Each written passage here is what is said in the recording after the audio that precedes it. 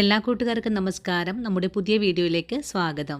ഈ ഒരു പെരുന്നാൾ ദിനത്തിൽ നിങ്ങൾക്ക് എല്ലാവർക്കും വളരെ യൂസ്ഫുൾ ആയിട്ടുള്ളൊരു വീഡിയോ ആയിട്ടാണ് ഞാനിന്ന് വന്നിട്ടുള്ളത്. ഈ ഒരു രീതിയിൽ നിങ്ങളൊരു പൾപ്പ് ഉണ്ടാക്കി വെക്കുവാണെങ്കിൽ നമുക്ക് വേണ്ട ജ്യൂസും മിൽക്ക് ഷേക്കും എല്ലാം തന്നെ വളരെ എളുപ്പത്തിൽ തന്നെ നമുക്ക് ഉണ്ടാക്കിയെടുക്കാൻ സാധിക്കും. ഇനി ഇങ്ങനെ ഉണ്ടാക്കി വെക്കുവാണെങ്കിലോ നോമ്പ് തീരുന്നവരെയും വളരെ ഹെൽത്തി ആയിട്ട് ആർക്കും വളരെ എളുപ്പത്തിൽ തന്നെ നല്ല ജ്യൂസോ മിൽക്ക് ഷേക്കൊക്കെ ഉണ്ടാക്കിയെടുക്കാനും സാധിക്കും. ഈ ഒരു വീഡിയോയും കണ്ടിട്ട് എല്ലാ കൂട്ടുകാരും ഇതുപോലെ ഒന്ന് ഉണ്ടാക്കി വെക്കണേ. ഇനിയിപ്പോ ഡയബറ്റിക് പേഷ്യൻസ് ആണ് നിങ്ങളെങ്കിൽ നമ്മൾ ഇതിലേക്ക് ചേർത്തിട്ടില്ല മധുരം ഒഴിവാക്കി ഈ ഒരു രീതിയിൽ തന്നെ നിങ്ങൾക്ക് എല്ലാവർക്കും ചെയ്തു വെക്കാവുന്നതാണ്. അപ്പോൾ വീഡിയോ കാണുമ്പോൾ നിങ്ങൾക്ക് ഉപകാരപ്രദമാണ് എന്ന് തോന്നുവാണെങ്കിൽ തീർച്ചയായിട്ടും നിങ്ങളുടെ വിലയേറിയ ലൈക്കുകൾ തരാൻ മറക്കരുത്. അതുപോലെ ഇന്ന് കണ്ട ഈ ഒരു വീഡിയോ നിങ്ങളുടെ കൂട്ടുകാരിലേക്കൊന്ന് ഷെയർ ചെയ്ത് കൊടുക്കാനും മറക്കല്ലേ. അപ്പോൾ ഉടൻ തന്നെ നമുക്ക് നമ്മുടെ വീഡിയോ കാണാൻ പോകാം. അപ്പോൾ നമുക്കിനി ഉടൻ തന്നെ ക്യാരറ്റ് പൾപ്പ് തയ്യാറാക്കാൻ തുടങ്ങാം. ഇതിനായിട്ട് 1/2 കിലോ ക്യാരറ്റ് ഇതിനൊന്ന് കഴുകി വൃത്തിയാക്കി ഇതിൻ്റെ ആ ഒരു തോൽഭാഗമൊക്കെ ഒന്ന് കളഞ്ഞ് ഒരു കുക്കറിലേക്ക് വേവിക്കാൻ മാറ്റിയിട്ടുണ്ട്. നമുക്കൊരു 1/4 കിലോ അളവിൽ ഈത്തപ്പഴവും കൂടി ഞാനിവിടെ എടുത്തിട്ടുണ്ട്. ഈത്തപ്പഴം കഴുകി വെച്ചിട്ടുണ്ട് എങ്കിലും ഇതിന്റെ കുരുവെല്ലാം കളഞ്ഞ് ക്യാരറ്റിന്റെ ഒപ്പം തന്നെ നമുക്കിതിലേക്ക് ചേർത്ത് വേവിച്ചെടുക്കേണ്ടതാണ്. അങ്ങനെ ഈത്തപ്പഴത്തിന്റെ കുരുവെല്ലാം ഞാനിവിടെ കളഞ്ഞെടുത്തിട്ടുണ്ട്. ഇനി നമുക്ക് ഈ ഒരു ക്യാരറ്റിലേക്ക് ഈത്തപ്പഴം ചേർക്കാം. ഇതിലേക്ക് വെന്തു വരാൻ ആവശ്യമായ വെള്ളം കൂടെ ഒഴിച്ചു കൊടുക്കാം. ഇനി കുക്കർ മൂടി ഒരു 5 വിസിൽ വരുന്നത് വരെയും വേവിച്ചെടുക്കാം. ഇനി ക്യാരറ്റും ഈത്തപ്പഴവും നന്നായിട്ട് തന്നെ ഒന്ന് വെന്ത് വരട്ടെ. അങ്ങനെ നമ്മുടെ ക്യാരറ്റും ഈത്തപ്പഴവും ഒക്കെ ഞാനിവിടെ ഒരു 5 വിസിൽ കൊണ്ട് വേവിച്ചെടുത്തിട്ടുണ്ട്. ഇനിയിപ്പോൾ കുക്കറിന്റെ ഇറക്ക പോയി വന്നപ്പോൾ നമുക്ക് തുറന്ന് നോക്കാം. നിങ്ങൾക്ക് വേണമെങ്കിൽ ക്യാരറ്റ് കട്ട് ചെയ്തിട്ട് ചെറിയ ചെറിയ പീസുകളായിട്ട് വേണമെങ്കിലും വേവിച്ചെടുക്കാം. ഞാനിപ്പോൾ അങ്ങനെ തന്നെ വേവിച്ചിട്ടുണ്ട്. ഇനി നമുക്കിതൊന്ന് ഉടച്ചെടുക്കാം. ക്യാരറ്റിൽ അത്യാവശ്യം വെള്ളമെല്ലാം ഉണ്ട്. ഈ ഒരു നൊയമ്പ് കാലത്ത് വളരെ എളുപ്പത്തിൽ ഉണ്ടാക്കിയെടുക്കാൻ പറ്റുന്ന ഒരു കാര്യമാണ് കേട്ടോ ഇത്. ഇങ്ങനെ ചെയ്തു വെക്കുവാണെങ്കിൽ നമുക്ക് ഈ നോൻപ് തീരുന്നത് വരെ നിങ്ങൾക്ക് എടുത്ത് ഉപയോഗിക്കാം. വളരെ എളുപ്പത്തിൽ നല്ല കോസ്റ്റ് ആയിട്ട് തന്നെ ഉണ്ടാക്കിയെടുക്കാനും സാധിക്കും.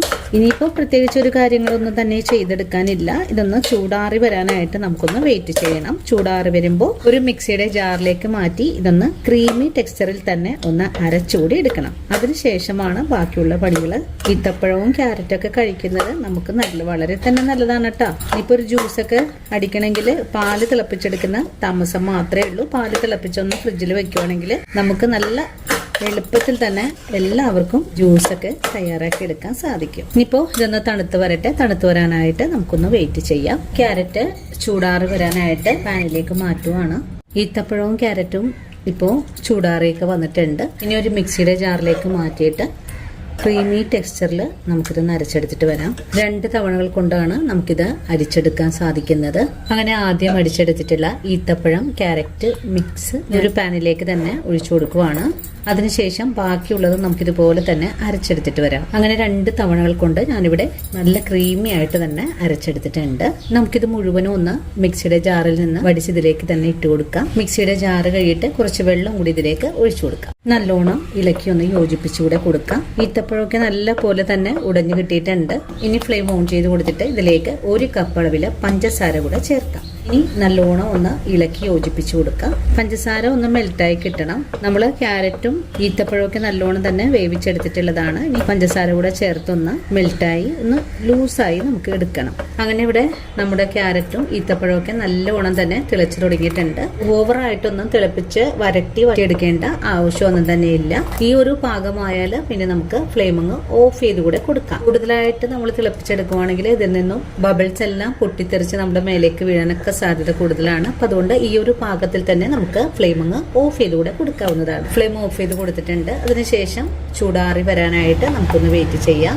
ഇപ്പോൾ നമ്മുടെ ഈത്തപ്പഴം ക്യാരറ്റ് മിക്സ് ഇവിടെ നല്ല പോലെ തന്നെ ചൂടാറി വന്നിട്ടുണ്ട്. ഇനി നമുക്കൊരു കണ്ടെയ്നറിലേക്ക് മാറ്റിയിട്ട് നമുക്ക് ഫ്രിഡ്ജിലേക്ക് വെക്കാവുന്നതാണ്. ഇനിയിപ്പോൾ നമ്മളൊരു ഷേക്ക് ഉണ്ടാക്കാനും ജ്യൂസ് ഉണ്ടാക്കാനും ഓരോ ഗ്ലാസ്സിനും ഓരോ സ്പൂൺ അളവിൽ ചേർത്താൽ മാത്രം മതിയാകും. ഇനിയിപ്പോൾ മധുരം കൂടുതൽ ആവശ്യമെങ്കിൽ കുറച്ചുകൂടെ പഞ്ചസാരയൊക്കെ ചേർത്തിട്ട് വേണം നമ്മൾ തയ്യാറാക്കി എടുക്കാനായിട്ടും. അപ്പം ഞാനിതൊരു കണ്ടെയ്നറിലേക്ക് മാറ്റുവാണ്. അപ്പോൾ ഇന്നത്തെ നമ്മുടെ വീഡിയോ ഇത്രയേ ഉള്ളൂ. ഇനിയും നല്ലൊരു വീഡിയോ ആയിട്ട് നാളെ കാണാം. അതുവരെയും വീഡിയോ കണ്ട് സപ്പോർട്ട് ചെയ്ത എല്ലാ കൂട്ടുകാരോടും ഇനിയും കാണാനിരിക്കുന്ന എൻ്റെ പ്രിയ കൂട്ടുകാരോടും ഒത്തിരി നന്ദി സ്നേഹമൊക്കെ അറിയിച്ചുകൊണ്ട് നാളെ വീണ്ടും കണ്ടുമുട്ടാം. അതുവരെയും ഒത്തിരി സ്നേഹത്തോടെ വീണ്ടും കാണാം.